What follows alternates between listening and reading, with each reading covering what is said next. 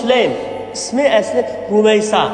Rumaysa binti Milhan deydi. Milhan degan kishining qizi Rumaysa. Bu Madinada bular.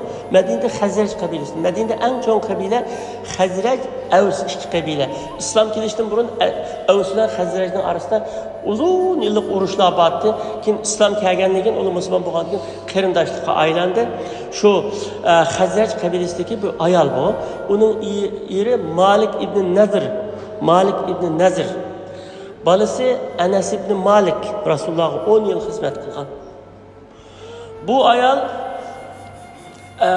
40 yaşga kelgan vaqtlarda Rasululloh sallallohu alayhi vasallam Makkadan Mus'ab ibn Umayr radhiyallohu anhuni yosh, yani 18-17 yoshlardagi sahoba. Shu sahabani Madinaga avatdi. Dinga da'vat qilishga avatdi. Shuning da'vati bilan musulmon bo'ldi avo. Rasulullohni ko'may turib, Rumaysa ashada Mus'ab ibn Umayr radhiyallohu anhuning da'vati bilan musulmon bo'ldi. Musulmon bo'lib, undan keyin erini islomga da'vat qildi.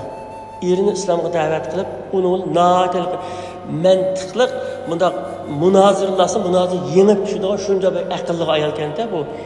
Erini islomga da'vat qilsa, eri meni da'vat qilyapsansa, mening balamni sen buzyapsan hozir. Balamni musulmon bo'ldi deb buzyapsa, qat'iy seni diningga kirmayman, men balamni buzg'uchi bo'lma deb turib oldi. Degandan keyin o'ylab boqqan, sen hozir but qibat, u butlar o'chaq nima ekan, yog'ochni yasaydi ekan. Yog'ochni yasaydi, ba'zi tomoqni yasaydi, ba'zi toshdan yasaydi. Odatdagi butlar yog'ochni yasaydi. Mushu yog'ochdan yasagan but qilsa ibodat qilsa, bu yog'och zimindan o'sgan bir narsa, zimindan o'tgan bir narsa. Ashuna narsa sen iloh deb ibodat qilsa, qanday sening aqling nada, qanday qabul qila olaysan mushuni degandan keyin uni boshqa munozirlik qilgandan keyin buni munozirga chidab turolmay Malik bo'ldi deb tashlab Sham taraf ketdi. Ketib ashada Shamda kafir holatida o'ldi. Biz o'ltirayotganmiz, o'shqa qanday o'ldi yani. Kelgandan bu ayol hamda Anas radhiyallohu anhu bilan kichik bolasi bilan tul qoldandi. Shunda tug'an bir kunlarda buniki ayda tul qolganligini anglab, o'zini noyati bak kelishgan, o'zi noyat aqlli va chichal ayol ekanda Madinadagi ashunda noyati cho'ng ayda nima cho'ng oilalardan buni elchilik keldi ekanda, hech qanday unmaydi. Shuni bilan Abu Talha degan bir kishi, Abu Talha o'zining qabilasidan, uni asli Xazraj qabilasidan. Qabilaning noyat mashhur odam, yuz obro'yda, ilm ma'rifatda, boylikda, kuch-quvvat hamma narsada shunday tunilgan cho'ng kishilardan kamdi. U o'ylaydi o'zi, men buni olay desam, men dabbo'g'ichi tegidi menga bu. Mening qo'limdagilar ayol bu deydi. Kelib, men sizni to'y qilay deyman dedi. Ya, qabul qilmayman degan hayron qolib, meni rad qilaman, men rad qilmaymanmi? Mendek bir odamni rad qilamsiz? Rad qilmayman, chunki men mu'min, sen kofir. Kofirni qabul qilmayman men deydi. Degandan keyin bu yana ketib qoldi. Ketib qolib, endi vaqtim buni oltin, kumush bilan bunda binasining gapini qilayki, bak bayan bu. Manda qilsam balki qabul qilib qolar. Musulmonligimni talab qilmayla menga tegishi mumkin deb kelib yana seninki ering Malik va kambag'alda sen oltin kumushni ko'rib boqmagancha jafoda o'sding. Endi qarasa sen bilasan mening boyligimni. Oltin kumushga sen to'ldirib o'tayman. Turmushimni yaxshi bo'ldi. Menga yotliq bo'lsan degan keyin Abu Talha sen meni tushunmayapsansa, sen degan bir kafir, men degan mu'min. Agar to'xta, sen mishada ashhadu an la ilaha illalloh va anna Muhammadur rasululloh deb shahodat kalimasini aytgan, shahodat shu aytgan shahodat kalimang meningki mehrim bo'lsin, hozir tegay sana. Oltin kumushning kerak yo'q, menga hech nima kerak yo'q degandan keyin unda o'ylab ketib, ya'ni ketib, ya'ni kelib uningkin shahodat kalimasini aytdi. Shahodat kalimasini aytib musulmon bo'lgandan keyin Rumaysa deydi, tamam men sana o'zimni qabul qildim, tagdim dedi. Shuni olib, shu tarixda, islom tarixida, balki butun dunyo tarixida mehri islom bo'lgan ayol, o'zining mehrini islom qilgan ayol. Yani mal dunyo, chunki shunda kambag'al, buruni kambag'al o'sgan yetim bolasi bilan mal dunyoga ehtiyoji bor, oltinga ehtiyoji bor, kumushga ehtiyoji bor, lekin iymonni hammaning oldiga qo'yganda sen iman etdin, bo'ldi mening mehrim ashu deydi, shuni bilan u iman etdi, musulmon bo'ldi. Musulmon bo'lib Rasulullohga bu xabar anglanganda Rasululloh shunda xo'shlab ketdi, bek yaxshi ish qilibdi deb. Shu sahobalarning orasida mehri islom bo'lgan ayol deb u ayol ajoyib bek mashhurlangan. Hatto Rasululloh men jannatga kirib Rumeysa'nı gördüm cennette degancha. Shuni bilan Abu Talhaning bir balası bo'ldi. Rumeysa'ningki Anas ibn Malikdan boshqandi. Abu Talhaning bir balası bo'ldi. O Abu Talha bu balasini birinchi balasi bo'lgan. Bak yaxshi ko'rdi bu balani. Bir kuni bu bala kasal og'rib qoldi. Kasallab qolgandan keyin Abu Talha mushu balam qanday bo'larki deb shundoq ansirab doim balasining nimasida aynan kutidi balasini saqlashni. Qarasa balasini saqlash biroz uzrab ketgandan keyin ba'zi safar ishlari va safarga ketdi. Safarga ketganda bu bola tugab ketdi, vafot bo'ldi. Vafot bo'lgandan keyin Rumeysa shu chaqda deydi tuqqanlarga hech qasinglar Abu Talhaga xabar qilmanglar musibatni. O'zim xabar qilmayman. Gap qilmanglar dedi. Ma'qulda bu safardan keldi, safardan kelgandan keyin uni yaxshi kutib oldi, shunda xo'shal. Ya'ni u ayol shunchalik ayolni shunda kuchliki dunyoda yurak parisi bo'lgan balasi vafot bo'lib ketdi. Vafot bo'lib ketganlik shunda tursa eriga hech kim bo'lmagandek xo'shal o'zini ko'rsatib, hech kim bo'lmagandek chiroqni yasinib shunda ayna ko'rsatdi o'zini. Shu kechki tomoqni tayyorlaydi, tomoqni yedi. Balamiz qanday deganda, balamiz nahot xotirjam yetyapti dedi. Nahot xotirjam yetyapti deganda u odam o'ylaydiki, ha biz saqayga o'xshaydi, uxlab qolgan o'xshaydi, o'g'atmaymiz dedi. Shuni bilan dam oladi odam, uxlaydi. At deganda qo'pqandan keyin, at deganda Rumeysa erining qashig'iga kelib, qarang, mendan sizdan bir narsa so'ray.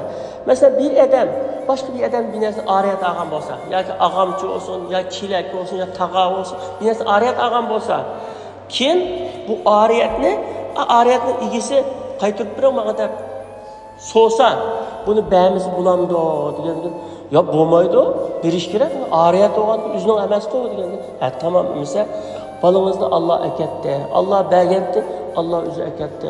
Yani onun tutup çıkacağım, sekip gidip de kanda ayalsan.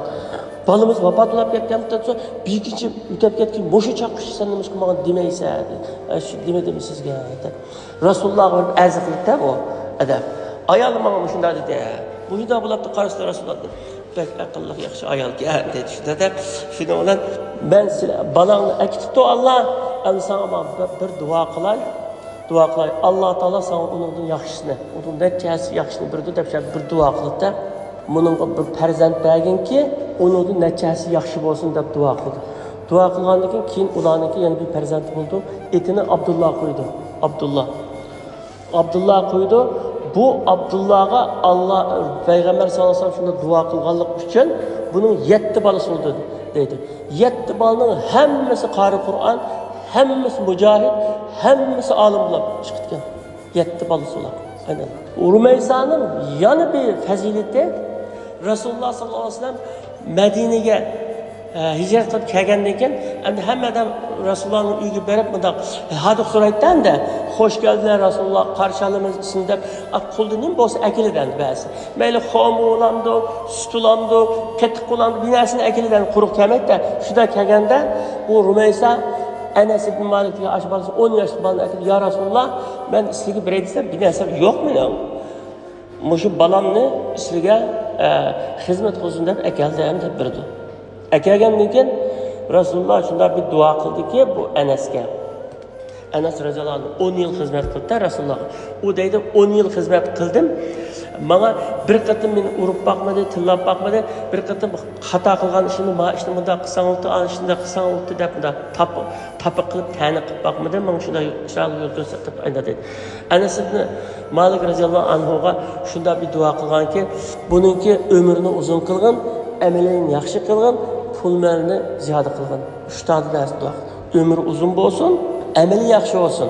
Ömür uzun bo'lganda, amal yaxshi bo'lsa yana bo'lmaydi. Shu bir hadisda ömür uzun bo'lib, amali yaxshi bo'lgan odam eng yaxshi odam deylik.